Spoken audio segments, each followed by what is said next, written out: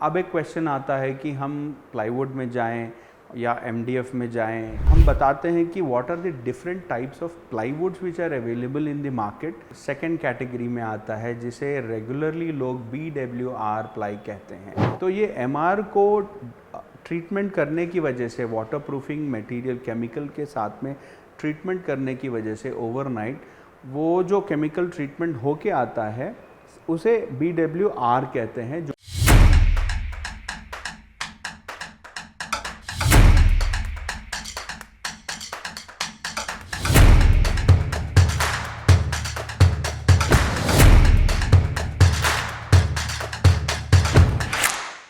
दोस्तों welcome to skyline spaces. आज हम बात करने वाले हैं different types of plywoods which are available in market. जैसे कि आप सब जानते हैं, हमारी ये सीरीज़ जो चल रही है आपको एजुकेट करने के लिए और इंटीरियर्स के बारे में ढेर सारी इन्फॉर्मेशन आप तक पहुंचाने के लिए। आपने बहुत सारे एपिसोड्स हमारे पिछले देखे होंगे और जिन्होंने नहीं देखा होगा उनसे ये रिक्वेस्ट है कि वो हमारे चैनल में जाके हमारे पिछले एपिसोड्स को देखें ताकि आपको इसकी पूरी जानकारी मिले। अब एक क्वेश्चन आता है कि हम प्लाईवुड में जाएं या एमडीएफ में जाएं या फिर कौन सा मटेरियल यूज़ करें अपने होम इंटीरियर्स के लिए। तो हम आपको इस सीरीज़ में और फिर अगले एपिसोड्स में बताने वाले हैं कि आप कौन से मटेरियल्स यूज़ कर सकते हैं अपने प्रोजेक्ट के लिए।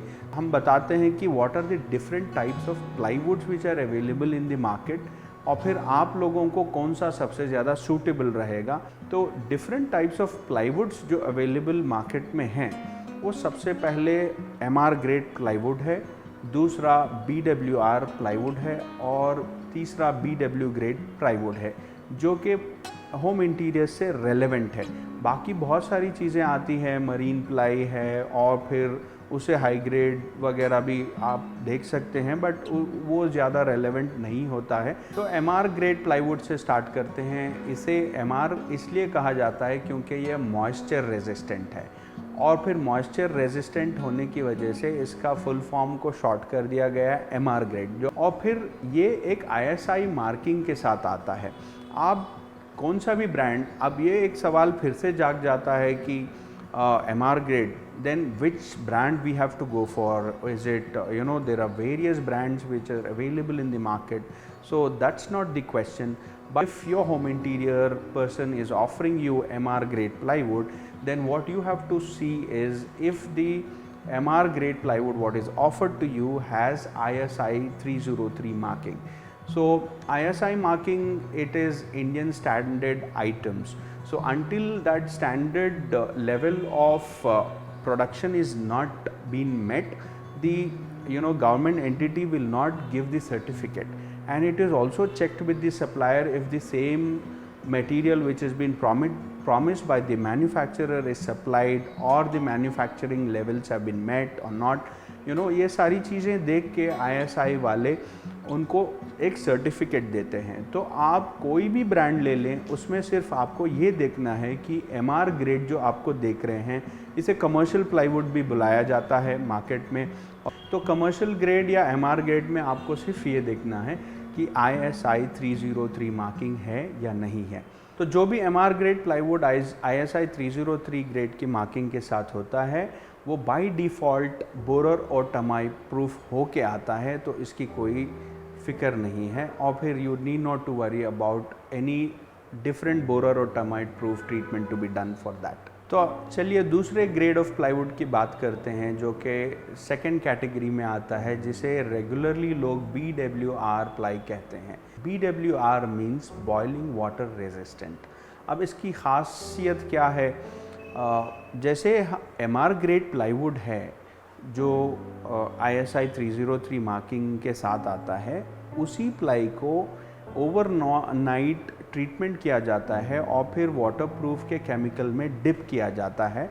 तो ये MR को ट्रीटमेंट करने की वजह से, वाटरप्रूफिंग मटेरियल केमिकल के साथ में ट्रीटमेंट करने की वजह से ओवरनाइट वो जो केमिकल ट्रीटमेंट होके आता है उसे BWR कहते हैं, जो कि वो रेजिस्टेंट होता है, प्रूफ नहीं हो। बहुत सारी चीज़ें हैं कि ये कहाँ यूटिलाइज़ होगा और फिर कहाँ नहीं होगा, ये इस सारी चीज़ों की बात हम अगले एपिसोड्स में बात करेंगे। अब थर्ड कैटेगरी ऑफ प्लाईवुड है बॉइलिंग वाटर प्रूफ, यानी BWP। ये भी आपको आपके इंटीरियर्स बहुत सारे आपके कोटेशंस में आपको देखने मिलेगा, या फिर आप जब मिलेंगे तो वो बताएंगे कि BWP प्लाईवुड हम यहाँ पे यूज़ करेंगे। अब ये इसका मैन्युफैक्चरिंग प्रोसेस कम्प्लीटली डिफरेंट है इन दोनों से, यानी जो MR ग्रेड और BWR है उससे काफ़ी ज़्यादा इसका मैन्युफैक्चरिंग प्रोसेस अलग है। अब आप देख सकते हैं कि प्लाईवुड का मैन्युफैक्चरिंग जो होता है वो हर लेयर के अलग अलग पेस्टिंग होके फिर उसका थिकनेस बनाया जाता है, और हर लेयर वुड का लिया जाता है और फिर उसे सारे को फॉर्म करके एक थिकनेस 16 mm हो या 18 mm हो, 19 mm हो, उसे प्लाईवुड बनाया जाता है। अब ये जो हर लेयर आप देख रहे हैं, इस हर लेयर को वाटर प्रूफिंग ट्रीटमेंट किया जाता है और फिर उसे 12 घंटे के प्रोसेस में ओवरनाइट उसे ट्रीटमेंट में रखा जाता है और हर लेयर को ट्रीटमेंट किया जाता है। अब हर लेयर को ट्रीटमेंट करने के बाद ओवरनाइट का प्रोसेस जैसे ख़त्म होगा, उसके बाद हर लेयर की पेस्टिंग होके फिर कंप्रेस्ड होता है। तो इसीलिए जो हर लेयर BWP का ट्रीटमेंट होके रहता है, ताकि इसमें जो वाटर की कैपेसिटी यानी वाटर प्रूफिंग की कैपेसिटी इसमें काफ़ी ज़्यादा बढ़ जाती है। और BWP की जो ग्रेडिंग होती है वो 710 ग्रेड करके आपको देखने को मिलेगा, BWP 710 ग्रेड करके।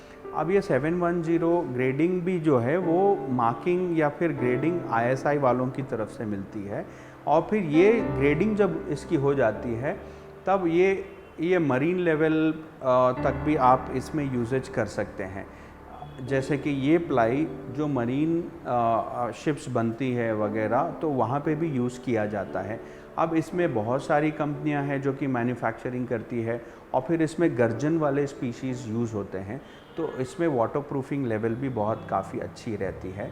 और ये जितने भी प्लाईवुड्स हमने आपको बताए, तो वो मॉड्यूलर इंटीरियर्स से रिलेवेंट है, और मॉड्यूलर इंटीरियर्स में सूटेबल जगहों पे काफ़ी सारी यानी मॉइस्चर रेजिस्टेंट को नॉन वेट एरियाज़ में यूज़ किया जाता है। बॉइलिंग वाटर को कहाँ पे मॉइस्चर है या फिर बहुत हल्का सा वाटर यूजेज है वहाँ पे यूज़ किया जाता है। और बॉइलिंग वाटर प्रूफ को जहाँ पे काफ़ी वेट एरियाज़ होते हैं, जैसे आपके सिंक के नीचे हो, या फिर आपका यूटिलिटी एरिया हो, या फिर बाथरूम्स हो जहाँ पे आपके काउंटर टॉप्स लगे रहते हैं, वॉश बेसिन के नीचे है, यहाँ पे बॉइलिंग वाटर प्रूफ यूज़ किया जाता है। एक चीज़ हम आपको बहुत ज़रूरी बताना चाह रहे थे, MR ग्रेड और BWR BWP जो भी हो, इसमें भी इकोनॉमी ग्रेड आता है, फिर मिड रेंज आता है, और फिर बहुत हाई लेवल रेंज में आता है। ये आपके इंटीरियर्स वाले आपको बता सकेंगे, और फिर हर ब्रांड में ये आपको मिलेगा। अब इकोनॉमी ग्रेड बहुत सारे लोग जो मिड सेगमेंट रेंज में काम करते हैं, वो इकोनॉमी या मिड रेंज ऑफ प्लाईवुड में वो आपके इंटीरियर्स करेंगे।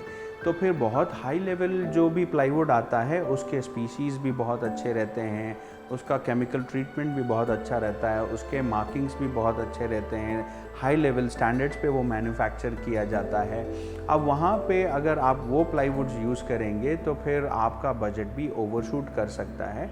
आपका अगर रिक्वायरमेंट ऐसे है कि आप 25-30 साल तक आप कोई स्टडी इंटीरियर्स चाहते हैं, तो फिर वो हायर लेवल में आप जा सकते हैं, और आपका अगर बजट है तो आप उसे सेलेक्ट कर सकते हैं।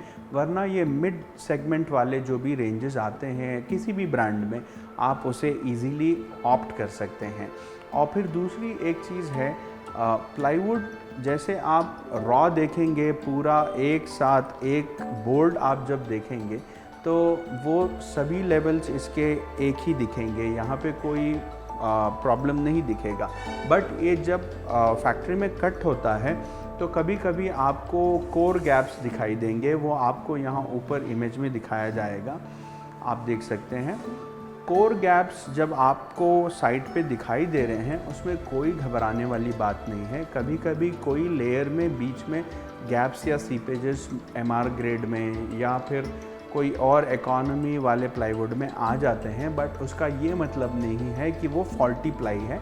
ये तो रेगुलर सा प्रोसेस है। बीच में कहीं कहीं छोटी जगहों में कोर गैप्स या सीपेजेस आ जाते हैं, बट चूँकि आप अगर फैक्ट्री फिनिश इंटीरियर्स में जा रहे हैं तो प्लाई को चारों तरफ ड्यूली एज बैंड करने की वजह से वो कोर कैप्स भी दिखाई नहीं देंगे, प्लस उसमें कोई ऐसा मटेरियल या फिर कोई लीकेज वगैरह होने के कोई चांसेस भी नहीं होते हैं। तो दोस्तों ये रहा बेसिक सा इन्फॉर्मेशन जो कि सबको समझ में आ सके, different types of plywood which are available in the market. तो अगर आपको ये कंटेंट पसंद आया है तो फिर हमारे इस वीडियो को लाइक करें, कमेंट करें और शेयर करें। और हम अगले एपिसोड्स में आपको ये बताने वाले हैं कि मॉइस्चर ग्रेड का जो प्लाई है वो कहाँ कहाँ पे यूज़ करना वो बेटर है, और फिर किस जगहों में यूज़ नहीं करना वो बेटर है। ये सारी चीज़ें हम आपको बताएंगे। BWP के जो सूटेबल एरियाज़ हैं, कहाँ आप यूज़ कर सकते हैं, उसके बारे में भी हम आपको टिप्स देंगे वो अगले एपिसोड्स में। तो आप हमारे इस चैनल को सब्सक्राइब करें और stay connected for more information.